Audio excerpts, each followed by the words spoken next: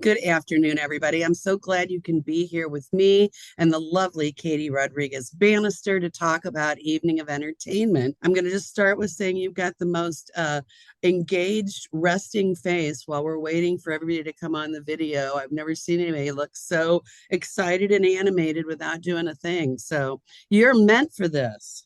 Well, I am, and I love the evening of entertainment. I love the Recreation Council. I love you and what the mission that you do with ARC. I mean, there's a lot of love around all of this. Absolutely. And you know what's so great about what you're doing is people need fun in their lives. That's a big part of quality of life. It's not just getting a great job or a great education or having a great place to live, all of which are important. But you know what? A great evening of entertainment is also important, especially when things are so challenging right now in many, many ways. So let I agree. can you tell everybody first a little bit about you and what your role is with the Rec Council? Sure. I met the Recreation Council and joined the board probably late 1992. And it's a wonderful organization. Prior to that meeting and joining the board, I had earned a Bachelor of Science in Recreation and then in school and college. And then I was 25 and I had an auto accident that left me a quadriplegic, paralyzed from the chest down. And I used things like assistive technology, like my writer pen that I'm using now. And when I found the Recreation Council, I was like, oh my goodness, I have a disability and a degree in recreation. It was a match made in heaven. So I love it. And we started our first evening of entertainment in 2013. This year will be our 10th show. We had to take a break for like, I think 2 or 3 years after COVID because everyone was kind of wary about getting together. But it's just a wonderful event and we love it. And I don't know what's more enjoyable, the performers, the audience, or the money that we raise that goes to help people with disabilities attend and make recreation choices. So it's just a really neat thing all around for everyone. Yeah. Yeah, so there's a million ways to have a fundraiser. I don't know if you were around at the beginning when this was a twinkle in somebody's eye, but why have an evening of entertainment? How did you land on that? Well, I love fun. I'm a singer. I'm a performer naturally. My 1983 Kirkwood High School class voted me most likely to win an Oscar. So I love theater, always have, always will. And I thought, why not showcase people with disabilities in a real fun way? Not just like each act has to just include at least one person with a disability. Um, and I thought, why not showcase folks and make it a competition too? And we give cash prizes, and it's a real legit show. It's not like something that we're just getting together to entertain people. I mean, it's a competition and a really fun and healthy one. And I want it to be fun. I remember one of the participants, he said to me he was really nervous about performing. And he goes, I don't know if I can do this. And I looked at him, I said, look, I got to host the whole show. If I can do that, you can perform. And he did a great job. Yeah, I think you're so right. There's something very soul satisfying, but also empowering about getting on stage. We do creative music making with the symphony in Maryville now, and it's such an interesting thing for me to see people just own the stage when they get up there. So I think it's a great event. You answered, I think, my next question. I wanted to know about whether you had inclusive groups that participated. Oh yeah. Oh yeah. We've had cheerleading teams, squads that that were made up of both people with and without disabilities. We have, just straight individuals who have developmental disabilities and great singers. Oh my gosh. We have poets, we have magicians, we have comedians, we have um, just all kinds of things. And it's just, they feel really cool because the audience is so supportive and in a real healthy way. It's not like feel sorry for people with disabilities. It's like, look at these people with disabilities rock. And it's great. We have a youth division and an adult division, Okay. and first, second, and third prizes, and it's just really fun, Sharon. And as of now, we've got 3 youth acts and 7 adult acts. And so youth is 17 and under, and then 18 and older is adult. And so, yeah, we're looking for more acts. So I'm hoping that people will contact me after this that want to perform. Fantastic. Yeah, I hope they do too, because I know so many talented people, and in so many different ways. You talked about a real wide variety of talents that people bring to the table. Has anybody ever auditioned or performed with an act that was really unusual, that caught you, that made you laugh or caught you off guard? Oh my gosh, we had an Elvis impersonator and hilarious. He got up there and shoes and a tight knit suit with a big belt and lip synced. And it was amazing.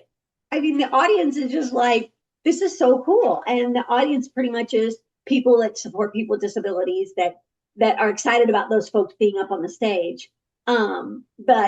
Yeah, we had I love comedians. Oh my God, comedians. And it's a family friendly show. So no cursing, no, Mhm. putting down people. It's just a really healthy, good time. And magicians have been real popular, and singers and dancers. And we've had like dance chorus groups that are typical. And then recently we've had like a single dancer, and watching a single dancer with a disability perform is such an emotional experience, especially depending on the song they choose. That it can convey a message that goes way farther and deeper than just the words and the tune. It's just a deep connection with the audience. And I think some people are like, "Oh, I can't do this," or "I'm going to make a mistake," or no, there's no mistakes. And I'm right there on the stage, by the stage the whole time. And I kind of run the whole event, and I make sure that everybody is treated fairly and equally and has an equal opportunity. We usually have three judges, and they're fair. We have a variety of ways that people are judged, both on like their talent, their costume, and their overall, how did they perform kind of attitude. Because sometimes some of the people that don't always sound the best, but they give the best performance, they win. You talked a little bit about that nervousness, and I think almost every great performer gets nervous because that's your body's way to kind of rev you up and get you excited. But if somebody feels like it's just maybe too much for them, we've got a question from the audience asking if there's any opportunity to volunteer and see what it's like before they commit to performing. Are there any other roles that people can take to build their comfort? Well, yes. Contact me directly at my email address. Please share it with everybody. Can you And tell us what that is? KATIE at access hyphen the number 4 hyphen all.com. Katie at Great. accessforall.com. And like we need people like to help people get in place, like from the parking lot to the place. And it's a big parking lot. Sometimes we need people out there to direct people in. Sometimes I need people to help people get to the stage. And we might need some last minute helpers. So yes, please contact me if you want to volunteer. And I could always use some help. I will say that I think another way you can strategize if you're kind of uncomfortable or nervous is find a performing partner. Depending upon what it is you do, going out on stage with a second person or a group of people sometimes is the way to get past your fear. When I started singing in my chorus, I was always on stage with at least 20 people. Eventually, I set a goal to sing in a group of 8, and then finally I thought I was ready to do a solo, but it took years. And so you have to kind of give yourself permission to work up to some of those things. Exactly. And Sharon, I still get nervous. I know you can't imagine that. It's like, okay, I'm 61 and I've done 10, this will be our 10th show. And I'm a performer, I've written books, and I'm a speaker. But even before that microphone gets to my mouth, I'm like, oh my God, I'm going to forget everything, or I can't do this. But mostly I just ask the universe, please help me share what I need to with these people. And it usually turns out okay. If you make a mistake, you're right. The audience is so forgiving. And I Oh, know the Rec Council probably has the best audience anywhere. oh my gosh, yes. And at the high school, they got a new sound system last year. So Mhm. it kept going out on some of our performances, but I was just like, keep going, just muscle through it. And the music would come back and they would perform. And there is that phrase, the show must go on. Yep. And it's okay to make a mistake, like you said. And it's all more fun than anything. So you talked about the venue. Can you talk about the accessibility at the venue? Is this a welcoming space for people with sensory issues? How's the mobility? What tell us about that? Yes, it's wonderful. The Horkin Watkins High School is very accessible. The stage is up higher and they have a lift that goes to the stage.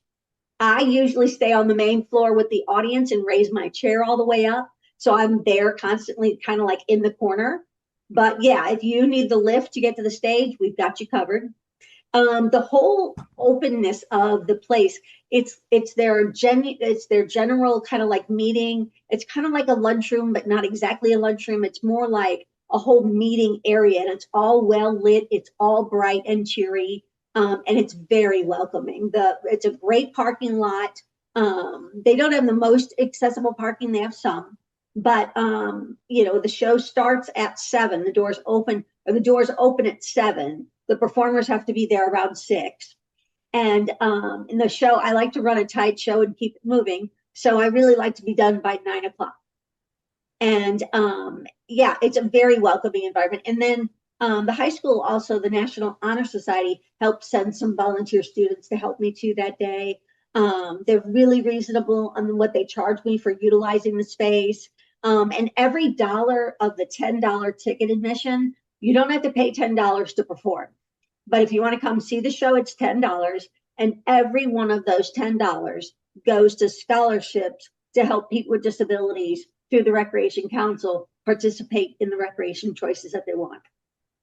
I'm going to just segue briefly because we're talked about the Recreation Council, and I didn't really ask you to explain what do they do for the community. So can you give us just the elevator speech about the Rec Council? And you all can go and watch a full video about the Rec Council. But first, I want Katie to capture that. It's just basically a place, a referral and information. We don't do programs, but we help. Like, let's say somebody wants to go take a cooking class. They have a developmental disability and they want to go learn how to cook, and then they need some help.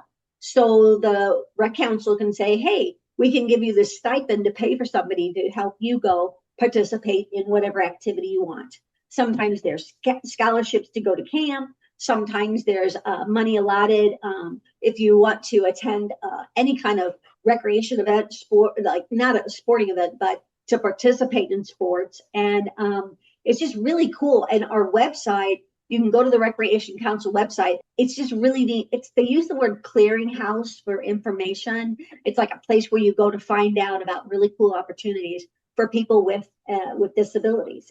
Yeah. We've been here a long time. I think it's a really well-designed website. I think it's really easy to find. Things are divided by county, things are divided by season. There's a rec council person to help you in each county that you're in. I have a couple more questions about the evening of entertainment. We've got Sure. some questions about the process. So there's an application. What does that look like? There is a link on the flyer that said you click on that, you fill out the form, and it asks you like your name and address and all that, and then it asks you what's the title of your program. Like if you're a singer, what's the name of the song you're going to sing? Are you a person with a disability, or does the act include at least one person with a disability? And then your email and your phone number, and what requirements that you'll need. And then my phone number is on there too, so you can call me directly. I will pick up the phone. This is what I do, and we've done this. Will be our 10th show, and it's just really kind of falls in place. And I kind of get all the applications, and like I said, we've got about 14 acts so far, so I can usually do about I don't know, 18 to 20 acts if I keep moving quickly. So yeah, there's lots of room. There's more opportunities. So I hope that you will think about wanting to participate. And then once you're accepted, is there an opportunity to rehearse before the show? Nope, nope. We just go night of, baby. Okay. I'm going to need your music cue. I'm going to need it in an Apple format, please.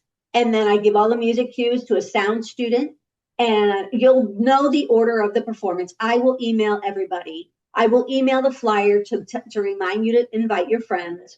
I will email you the order in which you're performing. Yeah, so I'm an email or a phone call away with any question. Gosh, that's a little bit daunting to be able to just show up the night of and perform. I always feel like I have to get to know the room, but I think again, you couldn't be a more welcoming host. That sounds like everybody there is rooting for you to do a great job. And this is a great organization to raise some money for. So, It is, and my sister Eileen helps me with usually funneling the actors to the stage. So she's kind of like me. She's very personable and she's very outgoing. So she will keep the acts flowing, and I like to keep it moving. And I guarantee, if you are thinking about wanting to perform and you're nervous, it's okay. Come and talk to me, and I guarantee you that the audience, it'll be a little nerve wracking and whatever, but it's such a cool event that you're going to be fine. You're going to be cared for. And if you're doing it, somebody else is doing it too. So let's all create and have fun together. even though it is a real competition, it's also just a chance for some community fun, which is Oh nice. yes. Oh yes. And yeah, it is nice. Cash prizes are nice and stuff, but everybody gets honored in their own way. And at every act, and the audience is great at supporting all the acts. So it's just a lot of fun. I realize we've gone all this way through this conversation, and I don't think we've got told people the date of the event. So Oh, let's do the who, what, where, dates, information. You already mentioned the time, but you can mention it again. yes, Saturday, March 28th. I need your applications by the end of February because I got to organize stuff. So I need some time. So, pick your song, pick your act, pick whoever you want to perform with, pick whatever you want to do by yourself. Um, get the link on the flyer that's in the chat. Click on that, fill that all out, and get to me. It'll get to me. The rec council will forward it to me. And yeah, Saturday, March 28th. And like I said, the actor performances get there around 6, and we open the doors at 7. And we run a tight ship. We keep it going and moving, and it's just we usually have some opening music, somebody playing at the beginning, and then they'll close in the evening. I'm still looking for a group to do that. They usually volunteer. Sometimes we can give them a stipend for performing as well. But it's just really nice. There's a lot of room. It's very open. It's not a theater per se. It's just like a big open room with a really cool stage. And yeah, like I said, I like to get us all done by 9 o'clock. Think about what you can perform. Are you a poet? Are you a mime? I don't think we've ever had a mime. I'm a ventriloquist. A ventriloquist. Oh, we've never had one of those. Dancing and cheering and just having a good time to something that you want to share with other people. Wonderful. We do have two more questions in the chat, so they're going to help me out here. They want to know, how much does this typically raise for the Rec Council every year? Sometimes around 2 to 3 thousand. So counting what donations that we do get in and the door, sometimes we have been able to raise $3,000. Fantastic. And that all goes to scholarships. So Yes, really every dollar. important. I sponsor it. I cover the cost of the event, and every dollar goes to the Rec Council. I love this question so much. Can we bring flowers for the performers so they get to take a bow at the end? Oh my gosh, yes. You could be a little groupie. You could sit in the front row if you want to and cheer for your favorite. And the minute they're done, stand up and rush to the stage and give them their flowers. It'd be awesome. I think Yeah. our community is very good about that, about celebrating people when they take a big leap like that. And I've been to many evenings of entertainment, theater, unlimited performances, creative music making, and the flowers are always just really fun for me to see everybody sitting in the audience with their bouquet, because I know that it's exciting for the performers, but it means something to the performers, people that love them too, to be able to see them on stage. Oh, and this year our event is over the same weekend that Special Olympics is doing things. But I was at a board meeting recently, and one of our board members is works for the Special Olympics, and she assured me that that Saturday night was, I think, powerlifting, so it's not as big a draw. So I'm hoping that those folks are going to be able to come to our event and enjoy and support other people with disabilities. Before we wrap up, I want to just take 2 minutes to recognize Katie because she is a really well recognized and loved artist in our community. Can you tell everybody a little bit about some of the work that you've done and arts that you've contributed to that you're really proud of? Well, I'm really proud of. I've written 5 books. I'm in the midst of working on 6 and 7, and I'm really proud of my play that was based on my memoir in 2022. It was nominated for Best New Play by the St. Louis Theater Circle, called Roll With It. You can see it online on my YouTube. My YouTube handle is A Chick in a Chair, and no space. It's just A Chick in a Chair, and that's how you can find me. And I've got my music videos on there, and I've got the play on there. It's got a little cussing. It's a little bit, I'm sorry. In the play, It's there's your adult content. it is. It's got a few F bombs in it, and so we got to watch that. But my music videos on there. I just did a music video in 2020. I was diagnosed with breast cancer, and it's metastasized. And so I wrote a song about what I think about cancer, and that song's called "The Thief," because that's what cancer is. I'm not going anywhere soon. It's very small. It's slow growing, so I'm here for a while, and I guess I'm just going to be here till I'm not. So I find that when I take my anger and my feelings and I turn it into art, it is something that I can share, that I let other people know they're not the only ones going through what they're going through. And that's been my drive for my creativity. It's beautiful. And yes, I think that that's the arts give us a place to communicate about things that are really hard to communicate, and they can be heard that way. I think sometimes. So I really appreciate that you've been so willing to share your personal journey and put all that out there for other people to learn from and to see themselves in maybe. I was a member for 6 years, a founding member of the Disability Project. That just I did some incredible work with them. Nobody was talking about dating, disability, and sexuality, and I was like, well, I want to talk about it, and wrote a really cool piece about it. So yeah, art gives you a chance to kind of like educate and entertain. Or sometimes people are so busy thinking that they're being entertained, but yet we're really educating them at the same time. So that's a Mhm. win-win. Katie, is there anything you want to end on before we say good afternoon? Well, just get that application. Think about what's really good that you have to offer the world creativity wise, and fill out that application and be a part of our show, because it's a good, healthy, and fun time. Okay, you heard it here. Get your application in by the end of February, and then you can be on stage in March getting bouquets of flowers and wild cheers and who knows what else. And cash prizes. That's what Yes, else. That's right. Thank you, Katie. It's always a pleasure to spend time with you. you too, Sharon. Keep on doing what you're doing too, girl. Thanks. Bye, Bye. everybody.